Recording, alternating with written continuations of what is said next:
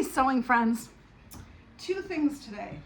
I am wearing ME2138. That's this pattern right here. I'm wearing the sweatshirt. And I am wearing ME2033, the wave set. You can see the wave on the leg here. That's this pattern right here. I've made these, I show these all the time, so there's nothing new there. But I wanted to also show you that I am making the pants of ME2138. And here is what's going to be the pocket. These will flip outward once I stitch the panels of the pant legs to this. This is the side panel right here. I did cut a size up in this. I went up to an 18. Normally I'm a 16 in sewing patterns right now. I did for this one though, I cut I think this one I cut a 14. In the woven, it's a little bit more snug. I really should go up to the 16, but in the knit, it's fine. There's plenty of room in it, so I did go down a size for this one. So sometimes I go down, sometimes I go up. I could also have gone just up in the waist by cutting on a different cutting line, which is always an option for you. So if you've never done that before, I'm going to encourage you to grab one of your sewing books. And that comes to my point number 2 today, or maybe point number 3, besides this great outfit that I sewed. There's you can go find it online. There's a group of researchers in Australia that have just come out with some really compelling data that shows that brain fog, the fact that you feel stupider than you were 5 years ago, is all due to our phones. Yes, indeed, it is due to our phones and our small electronic devices. So I hope you're watching this on YouTube on your TV where you are maybe hand sewing or knitting or something else, or maybe even journaling at the same time. But we really need to be getting our brains back in analog mode. And so I'm going to encourage you to grab a sewing book in your stash, okay? Whatever sewing book you have. I have Vogue Sewing, I've got a couple of others. Whatever sewing book you have in your stash. This is a really nice one by Mimi G. Whatever sewing book you have in your stash. And I would like to encourage you to read that sewing book. Like actually open it up, crack the cover, and read it. Not just for techniques, but just to read something where you're actually going to be learning something. Now, obviously, if it's a technique like a fly front with pictures and diagrams or fitting or whatever, you're going to be learning something at the same time. So crack open these books that you own. I own Vogue Sewing from like 30 years ago, so I'm going to go grab that one too. But grab a sewing book and start reading. You can also grab, if you're like a subscriber to a sewing magazine that has articles or something you can learn, not just about the patterns, but that's always good to read too, but because it's instructions, so it gets your brain to the kind of that logical point A to point B, step 1, step 2, but also just to read it for the articles. We all need to be doing this. If you don't already journal, like, and sketch out your sewing stuff, start a journaling habit. Junk journaling by, you know, printing out little pieces of your sewing patterns and sticking them in your journal and coloring them in is a great way to have a wonderful sewing journal, but also at the same time to really think about or create something with your brain and your hands. Now, I have a sewing journal downloadable free on my blog. I'll post it later in the comments so you can have a direct link to it. But that sewing journal is like a piece of paper that you can print both sides and then print like a bunch of them. And you can stick it in a 3-ring binder and use that as a sewing journal if you want. You could just have the sheets and staple them if you want, but I like the idea of a 3-ring binder because then it's like a notebook. And I keep them in my sewing notebook. But the nice thing about that sewing journal is it gives you a framework for how you're going to be planning things. It's not so much a wardrobe planner. I want you to think of it more as a journal, like that you can sketch out ideas. But please, just journal or read a book or something. We all need to get off our phones. They're quite literally killing the planet right now.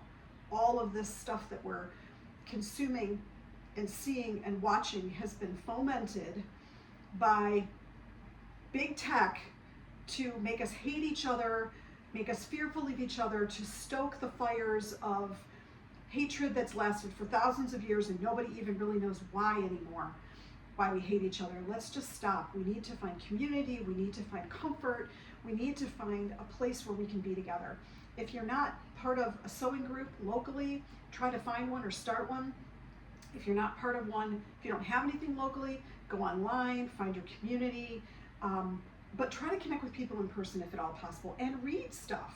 Now, I'm gonna post a picture when I finish my pants, and I will wanna tell you something that somebody told me that they thought this sweatshirt was cropped and it was too short in the waist. Now, I am very short-waisted and I went up a size. So this hits at a totally awesome place for me, and I think it's the right kind of volume that I was looking for, but you definitely do wanna measure because that is cropped on the pattern, and it's definitely gonna be cropped on you if you're not measuring. So take a minute to measure the finished length. Try the back, but measure the finished back, because the back is all one piece. As opposed to the front, because you'll have pieces in the front, so it's kind of hard to tell. But if you measure the back and say, yes, that's gonna be where exactly I want that to hit, plus the little band at the bottom, make sure you do that first so it's not too short on you. But know that it is a cropped sweatshirt. And also know that I am short-waisted, so you're seeing it longer on me than it actually is, because I'm shorter this way by 1.5 inches, and my arms are longer by 1.5 inches. So I just got it in the length of the arms. So, and I am petite, I am 5'3", but I don't wear petite pants because my legs are very long. So I got all of my length in my legs and my arms and none of it in my torso. These are standard measurements. You're gonna know yours that you make all the time. Those standard things that you're constantly making and sewing, you're gonna wanna make sure that you note them and measure them on these patterns as well. I'm really pleased with these two KnowMe patterns. They came together really well. The instructions are clear. There's been nothing that's been weird. I also do want to tell you that at first I was like, oh, do I really want to have all this piping on here or trim on here? You can do it with lace too if you wanted to. Do I really want to have all this on here? But I saw somebody else make a version that has a white here or cream here and cream sleeves, and then the rest of it was black, but it had all this seaming. It just wasn't piped.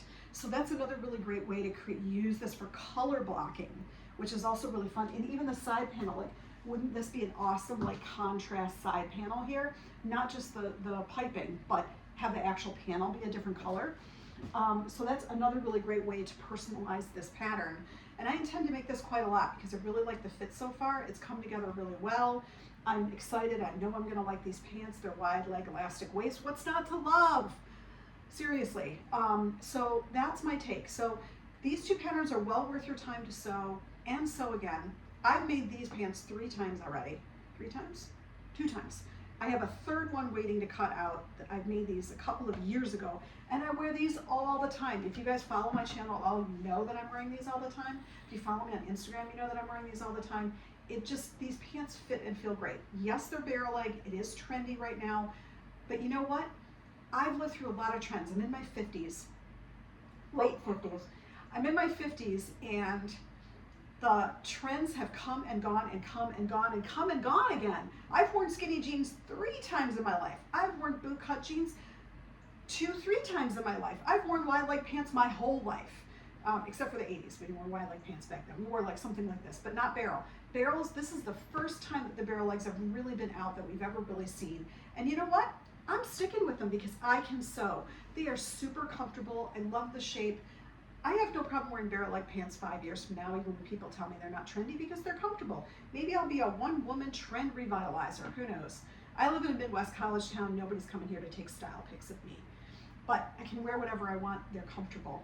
So go make a few things, read a bunch of stuff. Let's all stop scrolling our phones, find a place in our community that we can go. My local sewing shop has a Wednesday night social. The sewing shop in the other city that is owned by the same woman, they also have a social. I think their socials, they have a Wednesday night one and then a Thursday afternoon one. Go find a social. There's a modern quilting group that's going to be starting up here in a sewing space that's right adjacent to the sewing fabric store that's owned by a friend of mine.